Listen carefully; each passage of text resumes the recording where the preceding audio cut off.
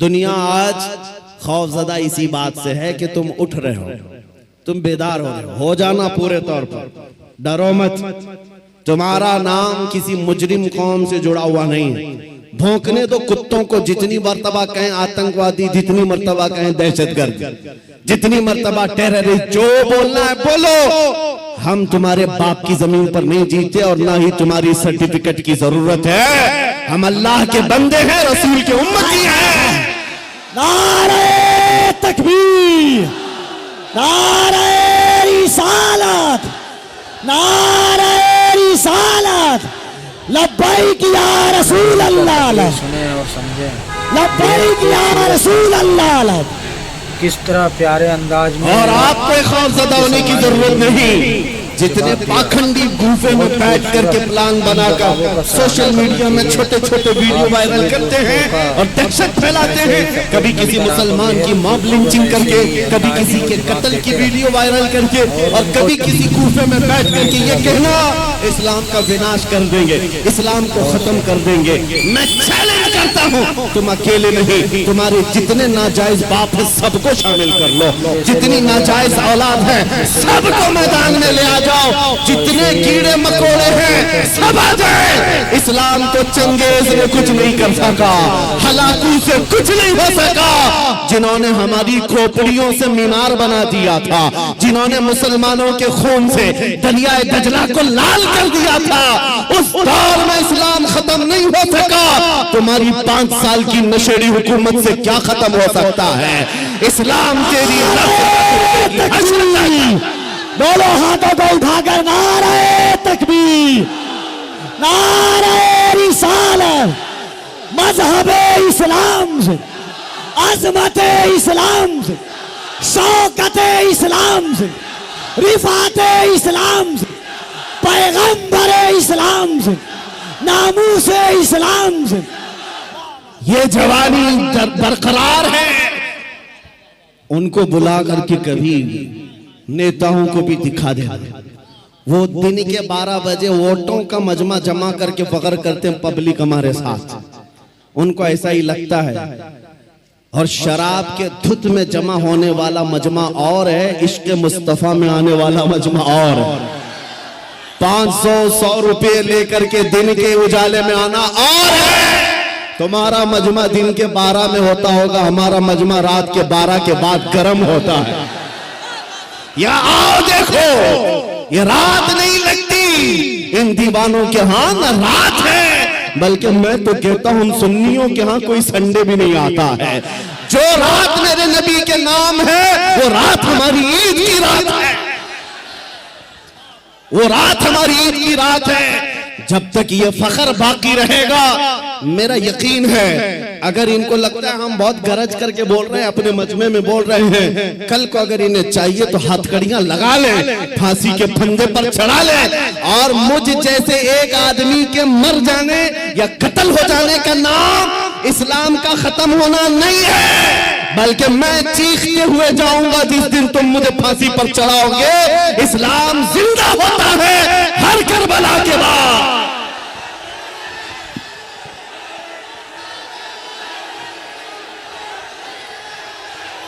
Hello, लब्बैक लब्बैक या रसूल अल्लाह, लब्बैक लब्बैक लब्बैक या रसूल अल्लाह, लब्बैक लब्बैक लब्बैक या रसूल अल्लाह, लब्बैक लब्बैक लब्बैक या रसूल अल्लाह, लब्बैक लब्बैक लब्बैक या रसूल अल्लाह। नारे तकबीर।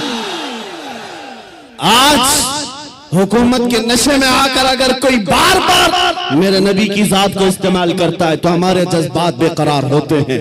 लोगों को ये लगता है, डिपार्टमेंट वाले बार बार ये कहते हैं मौलाना क्यों इतना एग्रेसिव हो जाते हो, क्यों इतनी भड़काऊ बातें करते हो। मैंने बार बार ये कहा है, ऐलान कहा है, जब जब गाली देने का शौक है मेरा नाम लेकर गाली दो, मेरी माँ के नाम पर, मेरे बाप के नाम पर, मेरे खानदान के नाम पर, जितना कोसना है कोस लो, लेकिन याद रखना अगर हुजूर की तरफ उंगली उठाओगे, अगर नबी की अजमत की तरफ बोलोगे, हमारे खून का आखिरी कतरा भी जिस्म में बाकी है तुम्हारी गर्दनों पर चढ़ करके बोलेंगे, तुम्हारे सीने पर चढ़ कर बोलेंगे। और तुम ये समझते हो तख्त ताज तुम्हारे पास है, आज फौज और ताकत तुम्हारे पास है। तुम्हारे नाजायज बाप आज से 200 साल पहले अंग्रेजों की शक्ल भी यहाँ मौजूद थी। उन्होंने एक आलिम रब्बानी किफायत अली काफी को फांसी पर चढ़ाया था। एक नहीं 30,000 उलेमा को फांसी पर चढ़ाया था। तुम्हारे नाजायज बाप भी ये समझते थे हिंदुस्तान से इस्लाम खत्म हो जाएगा। अरे उनका चूरा भी यहाँ बाकी नहीं रहा, सब खत्म होकर चले गए। तुम भी अपने अंजाम का इंतजार करो, कुछ देर की खामोशी है, फिर शोर आएगा। आज कुत्तों का वक्त है, कल हमारा दौर आएगा। लब्बैक या रसूल अल्लाह, लब्बैक लब्बैक लब्बैक या रसूल अल्लाह, लब्बैक लब्बैक लब्बैक या रसूल अल्लाह, लब्बैक लब्बैक लब्बैक या रसूल अल्लाह, लब्बैक लब्बैक लब्बैक या रसूल अल्लाह, लब्बैक लब्बैक लब्बैक या रसूल अल्लाह। नारे रिसालत।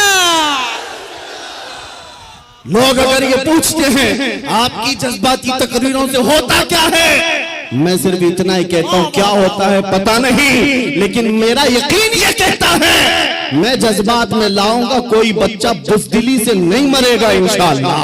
कोई नौजवान तुम्हारी जूतियां चाट करके नहीं मरेगा, तुम्हारे हाथों में फंस भी जाएगा, नबी नबी कहकर दुनिया से जाएगा। हम अपने जज्बात को जिंदा रखते हैं इसलिए कि जज्बात नहीं है तो वो नामर्द आदमी है। अगर जज्बात हुजूर के लिए जिंदा है उसी को मैं मर्द समझता हूँ, उसी को इंसान समझता हूँ। और जो बेगैरती की बात करते हैं, अरे मसलहत का भी ख्याल करो, हिकमत का भी ख्याल करो, हालात का भी ख्याल करो। ये हालात तुम्हें मुबारक, मुझे मेरे नबी की इज्जत मुबारक। अगर इन हालात में नबी की इज्जत महफूज नहीं है तो हम आजादी से घूम कर कौन से मजे उठा सकेंगे। वो सहाबा की बात तो सुनो, जब जंगे ओहद में ये बात मशहूर हो गई, हुजूर का कत्ल हो गया, सहाबा ने तलवारें छोड़ दी, हाथों से तलवारें छूट गई। इस वजह से कितने काफिरों ने सहाबा का कत्ल कर दिया, कत्ल हो गए 70 सहाबा। क्यों? जब ये खबर फैली थी ना कि हुजूर का इंतकाल हो गया, सहाबा बेइख्तियार कहने लगे अल्लाह के नबी अगर नहीं है तो फिर जिंदगी कहते किसे? हुजूर आप नहीं है तो जिंदगी क्या है? इसलिए ऐ सुन्नियों, आज हमारा जज्बा यही होना चाहिए, अगर हुजूर का नाम सलामत नहीं तो फिर हमारी जिंदगी किस काम की? हम किस खाक के लिए जीते हैं? आज के बाद तकलीफों से और मुसीबतों से घबराना नहीं, तुम अपने दीन पर अमल पैरा रहो। गैर कानूनी कामों की बात मैं नहीं करता, चाकू छुरी तलवार बंदूक की भी बात नहीं करता। मैं तो बात सिर्फ इतनी कहता हूँ, हुजूर का इश्क इतना भर लो कि तुम्हारे चलने फिरने से भी कीड़े फना हो जाए। तुम्हारे किसी हथियार की जरूरत नहीं, तुम हुजूर के आशिक बनकर गलियों से घूमो, कुत्ते यूं ही मर जाएं, हाँ पागल होकर मर जाएं, सिर्फ तुम्हारी खुशबुओं से मर जाएं। बात इतनी है। और मैं आज आखिरी बात ये कहता हूँ, सहाबा का मसलक यही था, उन्होंने कोड़े भी खाए, तलवारें भी खाई, जख्म भी खाए। एक सहाबी साद इब्न रबी जिनके 12 नेज़े लगे थे, पेट फट गया था जंगे ओहद में, फिर भी कह रहे थे जो आए हुए सहाबा, जाओ नबी को मेरा सलाम कह देना, मैंने उनकी हिफाजत का हक अदा नहीं किया। पेट फट गया, तब भी ये कहते थे हम आज नरम नरम खाने खाकर, गरम गरम बिस्तरों पर सोकर, सिर्फ यहाँ बैठकर नारे लगाकर समझते हुजूर की इज्जत की हम हिफाजत करते हैं। मेरे अजीजों, बदलना है हमें जिंदगी, बदलना है हमें जिंदगी। कब तक ये गाने सुन सुन करके निफाक दिल में पैदा करते रहोगे? बॉलीवुड और बॉलीवुड के हॉलीवुड के नगमों पर नाचते रहोगे? तुम जिंदगी बदल डालो। आज दुनिया, मैं आपको बताऊं, सादी हजरत फखरुद्दीन राजी बहुत बड़े हकीम है, कहते हैं एक मैंने हकीमी में, डॉक्टरी में एक चीज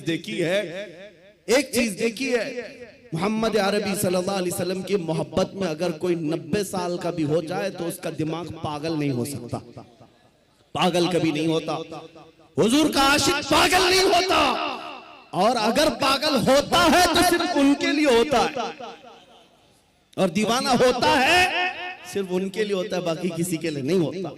आज मैं यही चाहता हूं कि दुनिया तुम्हें पागल कहे, मजनू कहे, दाढ़ी वाला कहे, टोपी वाला कहे, छोड़ दो उनकी बातों का कुछ भी रिएक्ट करना। तुम्हें अंदर से फख्र होना चाहिए, फख्र होना चाहिए, इसलिए कि तुम इन कुत्तों के लिए नहीं जीते। कब्र में आमिना के लाल तशरीफ लाने वाले, हश्र में मेरे आका तशरीफ लाने वाले हैं। उनके सामने मुझे खड़ा होना है। कहीं हुजूर ये ना कह दें कि दुनिया वालों के लिए तूने मेरी अखलाक को बदल लिया, उनको राजी करने के लिए तू मेरी सुन्नतें छोड़ दिया। नहीं, कब्र में जब जाएं तुम्हारा चेहरा देखें तो मेरे नबी से कदमों को चूम कर कहना, आका दुनिया 1000 ताने देती थी मगर मैं आपके लिबास को पसंद करता था, मैं आपके चेहरे को पसंद करता था, आपके कदमों में आना चाहता था। बस आज मेरा मसलक आपको बता दूं, आप सब इसी बात पर गामजन हो जाएं। मेरा मसलक का मतलब सहाबा का, औलिया का, ताबईन का, आला हजरत का यही है।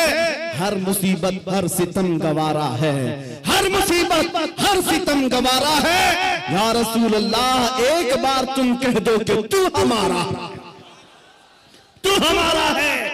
आज के बाद हम इसी मिशन पर जीते हैं। दुनिया के हाथ फैलाना छोड़ दो, दुनिया के लिए जीना छोड़ दो। जिंदगी ये नहीं किसी की किसी के लिए, जिंदगी है नबी की नबी के लिए। ना समझ मरते हैं जिंदगी के लिए, जीना मरना है सब कुछ नबी के लिए। और इस अकीदे के साथ आज महफिल खत्म करता हूँ। कौन देता है, देने को मुंह चाहिए, देने वाला है सच्चा, देने वाला है सच्चा, देने वाला है सच्चा।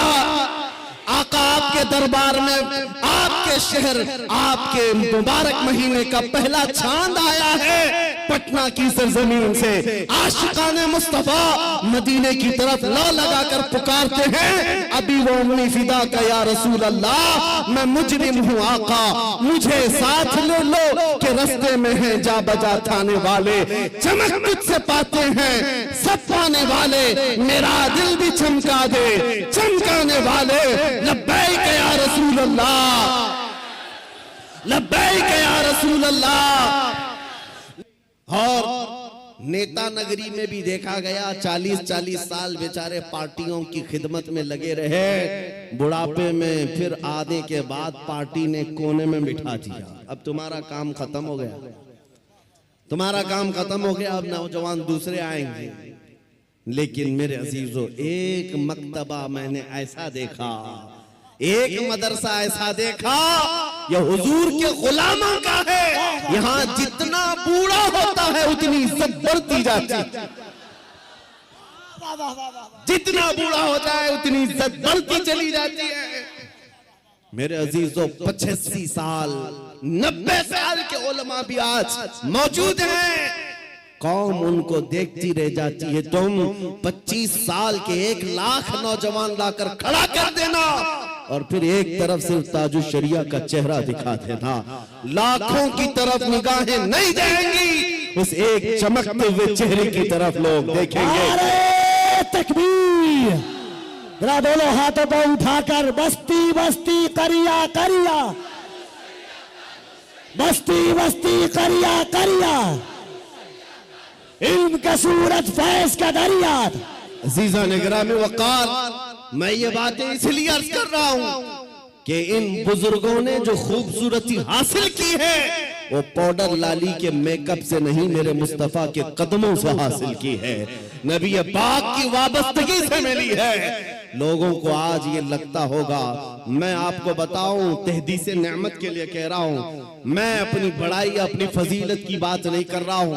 किसी को अगर ये लगता हो सोशल मीडिया की वजह से इनको बहुत ज्यादा लोग चाहने लग गए, सोशल मीडिया यूट्यूब इंस्टाग्राम सब इन्होंने फैला रखा है, इसलिए भीड़ जमा हो गई, हजारों लोग सोशल मीडिया पर हरकतें कर रहे हैं, बहुत वहां मैदान में मौजूद हैं। मगर मेरे अजीजों, ये मेरे फन का कमाल नहीं है। आज जहां जाएं परवानों का हुजूम जो मेरे सामने नजर आता है, बात फिर भी इतनी है, जब तक के मदीने से इशारे नहीं होते, रोशन मेरी किस्मत के सितारे नहीं होते, ये नाज़ी अंदाज हमारे नहीं होते, झोली में अगर टुकड़े तुम्हारे नहीं होते, जब तक बिके न थे तो कोई पूछता न था, या रसूल अल्लाह तुमने खरीद कर हमें अनमोल कर दिया। नारे तकबीर, नारे रिसालत, नाजदारे खत्मे नबूवत, नामूसे मुस्तफा, अजमते मुस्तफा, शौकते मुस्तफा। मेरा यकीन है सारा सोशल मीडिया फना हो जाए, मैं किसी पहाड़ के अंदर बैठकर मेरे नबी की बात करो, मेरा खुदा कादिर है, वो लाखों के दिलों में हमारी बात को पहुंचाएगा। ये कमाल मैं इसका नहीं समझता सोशल मीडिया के जरिए से, इंटरनेट का दौर हो नहीं मेरे अजीजों, हुजूर की अजमत बयान करो, चाहे तुम तन्हा हो, मौला पूरी कायनात में तुम्हारे चर्चे फैला देता है। ये रब्बे जुल जलाल की शान है। इब्राहिम अलैहिस्सलाम जब मक्का मुकर्रमा से आवाज दे रहे थे तो पूरी कायनात में आपकी आवाज को अल्लाह ने पहुंचाया। रब कादिर है, जिसकी आवाज को चाहे वो पहुंचाए, लेकिन तुम्हारी लिए जिम्मेदारी आज ये है, तुम इनके उनकी जय विजय करना छोड़ दो, इधर उधर के पट्टे डालना छोड़ दो। तुम्हें दुनिया चाहे जितने भी लिबास बदल लो, दुनिया तो हुजूर के नाम से ही पहचानती, ये बात तय है। तुम जहां जाओगे हुजूर के नाम से तुम्हें पहचानती। जिस दिन तुमने नाम कहा, तुमको ये नहीं कहेंगे बिहार का है, पटना का है, फला का है। दुनिया तुम्हें अगरचे गांव के नाम से जान जाएगी, लेकिन तुम्हारी निस्बत वो सीधे मदीने के ताजदार से जोड़ कर देखती। ये पक्की बात है। और आपको क्या इस बात पर कोई आपत्ति है कि दुनिया हुजूर की गुलामी से आपको पहचाने तो आपको ऐब लगता है? फखर होगा कि नहीं होगा? अगर हुजूर की गुलामी से दुनिया तुम्हें पहचानने पर फखर होगा तो मेरी बात सिर्फ इतनी सुन लो, पूरे के पूरे ही गुलाम क्यों ना हो जाए। जब गुलाम होना ही है तो पूरे क्यों ना हो जाए। आला हजरत ने क्या खूब कहा, आज ले उनकी पनाह, आज मदद मांग उनसे, कल न मानेंगे कयामत में अगर मान गया। उन्हें जाना उन्हें माना, न रखा गैर से काम, लिल्लाहिल हम्द मैं दुनिया से मुसलमान गया। आज मैं आपको बात बताता हूँ, इमाम गजाली रहमतुल्लाहि तआला अलैह से पूछा गया, जब उम्मत पर कोई सख्त वक्त आ जाए, तवज्जो चाहता हूं, इलाज, उम्मत पर ऐसी कठिनाई आ जाए कि फितनों का उरूज हो जाए, फितने बहुत बढ़ जाएं, उम्मत मुस्तफा की शौकत पर सवाल आ जाए, ऐसे वक्त में इलाज क्या है उम्मत मुस्तफा के लिए, क्या आप हल बताते हैं? आज हमसे भी लोग पूछते हैं, इंटरव्यू में पूछते हैं, मुसलमानों के लिए हल क्या है? इमाम गजाली ने फरमाया, एक ही हल है, इनके सीनों को हुजूर की मोहब्बत से भर दिया जाए, हुजूर की मोहब्बत से भर दिया जाए। मेरे अजीजों, लोग मुझे उर्सों में भी बुलाते हैं, पता नहीं कितने कितने जलसों में बुलाते हैं, मैं तो बात सिर्फ हुजूर की करता हूं। वजह सिर्फ ये है, मैंने सबको समझा रखा है, आज हमें इलाज करना है, जिस चीज की जरूरत है वही दो। जब इलाज कंप्लीट हो जाए इंशाअल्लाह ये जिस जगह भी ले जाओगे ये खड़े हो रहे। इमाम गजाली ने फरमाया, इनके दिलों को हुजूर की मोहब्बत से भर दो। तो आपसे पूछा गया, वैसे तो हर मुसलमान कहता है मुझे हुजूर से मोहब्बत है, अभी मैं पूछूं, एक हाथ में दो दो हाथ उठाएंगे, हुजूर से मोहब्बत है या नहीं? अगर अभी सवाल करे, हर कोई पुकार कर कहेगा हाँ हुजूर से मोहब्बत है, मैं तो जान देने को तैयार, हर कोई कहेगा। इमाम गजाली ने फरमाया, हाँ हर कोई कहता तो है, लेकिन बात क्या है सुनो, इंसान की फितरत है और दुनिया का दस्तूर है, जो इंसान जिससे जितनी मोहब्बत करता है दिन में उसका बार बार जिक्र भी करता है, बार बार उसको याद करता है, बार बार याद करता है। और जब बार बार किसी का जिक्र करने लग जाए तो समझ लो उसका दिल भर गया है, इश्क से, मोहब्बत से भर गया है। और नहीं, जिक्र ही नहीं करता, यूं ही कहता है तो वो झूठा आदमी, वो झूठ बोलता है। हुजूर से मोहब्बत कहता तो है, लेकिन उसकी जिंदगी में नजर कभी नहीं आता। कहीं ऐसा तो नहीं मेरे अजीजों, आज मैं नौजवानों को देखता हूं, फिल्मी गानों के इनको लाइनें याद हो जाती हैं, फिल्मों के डायलॉग याद हो जाते हैं, मेरे नबी की 4 हदीसें क्यों नहीं याद? अगर हुजूर से कसरत से मोहब्बत होती तो हुजूर की अदाओं से भी मोहब्बत होती। हुजूर के जुमले तुम्हारी जुबानों पर गर्दिश कर रहे होते, बार बार तुम उनका जिक्र कर रहे होते। और फरमाया बुजुर्गों ने, जो कसरत से हुजूर पर दुरूद पढ़ता रहता है दिन भर रात भर, समझ लो उसका दिल भरा हुआ है हुजूर की मोहब्बत से, क्योंकि बार बार वो जिक्र कर रहा है, बार बार याद कर रहा है। एक बुजुर्ग की बात मैं आपको बताता हूं। एक बुजुर्ग ने एक शख्स की तरबियत कैसी की थी।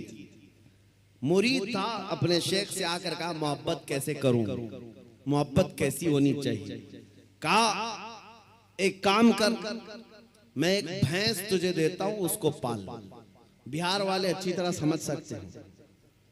भैंस बुजुर्ग ने अपने मुरीद को दी और कहा इसकी बहुत अच्छी देखभाल करना, बार बार इसका ख्याल रखना। कहा ठीक है, 1 महीने के बाद आना, मुलाकात करना। 1 महीने के बाद आया। हजरत ने पूछा कैसा है, क्या हाल है? कहा मैं बहुत अच्छा हूं। तेरी भैंस कैसी है? कहा वो भी बहुत अच्छी है। तुम खाना खाए? कहा हाँ मैं खाना खा लिया। तुम्हारी भैंस? हाँ वो भी खाना खा चुकी है।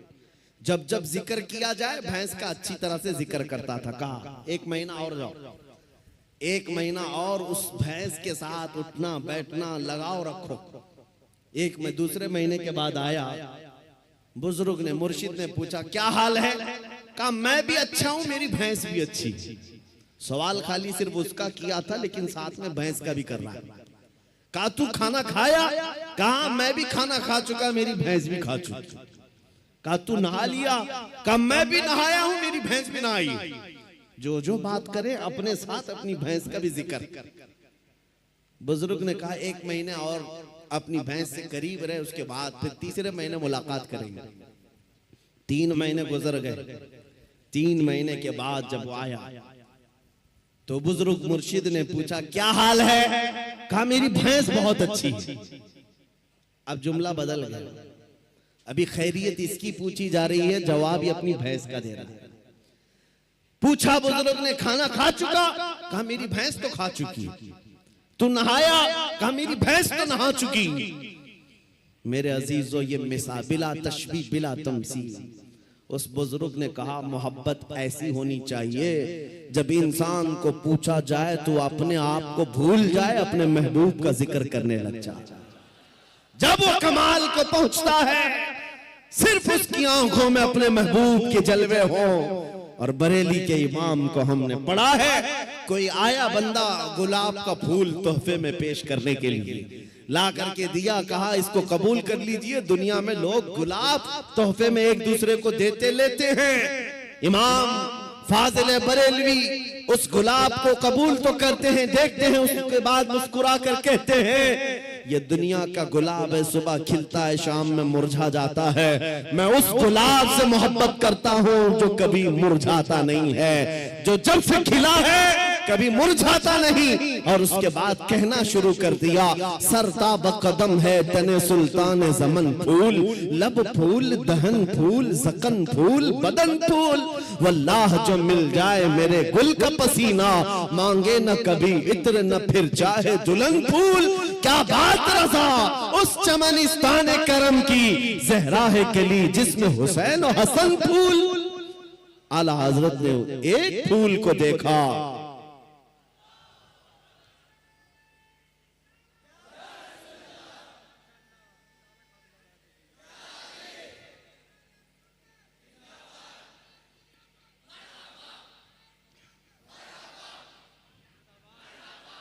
हुजूर पाक सल्लल्लाहु ताला अलैहि वसल्लम का जिक्र आया। आला हजरत ने सारे फूल फूल फूल पर एक नात ही लिख दी। यह इश्क का दर्जा होता है, जिक्र अपने महबूब का ज्यादा करे, अपना नहीं। यहाँ लोग तुर्रम खां बने हुए अपने ही बड़ाइयां करने लग गए। आला हजरत ने अपनी तो छोड़ो, किसी दुनियादार की तारीफ करने पर भी रजामंद नहीं हुए। जब किसी ने कहा भी किसी का कसीदा लिख दो, तो आपने यही जवाब में कहा करो मद है अहले दुवल रजा, पड़े इस बला में मेरी बला। मैं गदा हूं अपने करीम का, मेरा दीन पा रहे ना नहीं, मेरा दीन रोटी का टुकड़ा नहीं है। मैं तो गदा हूं अपने करीम का। आज उस मोहब्बत की जरूरत है, आज उस कमाल के इश्क की जरूरत है। मैं आपसे पूछता हूं मेरे अजीजों, आप हुजूर पाक सल्लल्लाहु तआला अलैहि वसल्लम से बेहद मोहब्बत करते हैं, मुझे पता है, दिल से मोहब्बत करते हैं, लेकिन जिंदगियों में उसका इंप्लीमेंट, उसका निफास क्यों नहीं कर पाते? जिस दिन हम कौल और फेल में एक हो जाएं, जो कह रहे हैं वही करने भी लग जाएं, तो समझ लो फिर आपने इश्क का कमाल पा लिया। फिर दुनिया तुम्हारी इन हस्तियों से खौफ खाने लग जाएगी जैसे कैसर और किसरा बादिया नशीन अरब से खौफ खाती थी। जब मदीने के सहरा से निकल करके बगैर चप्पल के पैबंद लगे कपड़े पहनकर सहाबा निकले थे, ईरान भी कांपने लग गया था, रोम भी कांपने लग गया था। उस वक्त की सुपर पावर ताकतों को अगर किसी ने धूल चटाया है, मेरे नबी के गुलामों ने धूल चटाया है। हुजूर के आशिकों ने उन्हें घुटने पर लाकर मजबूर कर रखा था। आपको पता है उनके नजदीक इज्जत क्या थी? आपको बताता हूँ, सैयदना उमर इब्ने खत्ताब रदियल्लाहु ताला अन्हु का दौरे खिलाफत है। मदीने से एक फौज निकली, किसरा को खत्म करके आती है। ईरान की हुकूमत जो किसरा कहलाती थी उस जमाने में खत्म कर दी गई। इस्लाम का परचम लहराया। वो दौर ऐसा था, सुपर पावर था उस वक्त ईरान, सुपर पावर ताकत थी। हजारों नहीं लाखों की फौज उनके पास थी। जब टुकड़े टुकड़े हो गए, सहाबा की हुकूमत आई, माले गनीमत हाथ आया, तो बहुत सारा माल वहां से मदीने लाया गया, उसमें कीमती सामान भी थे। उस वक्त मदीने तैयबा ईरान के बादशाह के दरबार में बिछाया जाने वाला सबसे महंगा कालीन भी मदीना आया, लाया गया। सहाबा ने उमर इब्ने खत्ताब अमीरुल मोमिनीन रदियल्लाहु ताला अन्हु के पास वो कालीन पेश किया। कहा ये कालीन वो है, बादशाह जब किसी से बहुत खुश होता तो थोड़ी देर इस कालीन पर उसको बिठा देता और वो जिंदगी भर बैठने वाला फख्र करता, मैं बादशाह के महंगे कालीन पर बैठ कर आया हूँ, मैं बादशाह के महंगे कालीन पर बैठ कर आया हूँ। इस कालीन की अजमत है, लोग इसकी बड़ी तारीफ करते हैं, बड़ी बुलंद कालीन है। हम मदीने ले आए हैं, उमर इब्ने खत्ताब के पास दिया गया, कहा गया कि आप इसको सही जगह इस्तेमाल करें। मेरे अजीजों, सैयदना अमीरुल मोमिनीन उमर इब्ने खत्ताब ने उस कालीन को कबूल तो किया, ले जाकर के हुजूर के मिंबर पर या मेहराब पर या मस्जिद की सफों में नहीं लगाया, बल्कि कहा मस्जिद नबवी में दाखिल होने से पहले जो दरवाजा है उस दरवाजे के बाहर इस कालीन को फेंक दो। जो मस्जिद के अंदर आए वो अपने पैरों को पोंछ करके आए, पैरों को पोंछ कर अंदर आए, इसलिए कि किसरा बादशाह जिस पर बैठकर फख्र करता था, दुनिया को ये पता चल जाए वो मोहम्मद अरबी के गुलामों के धूल के बराबर होते।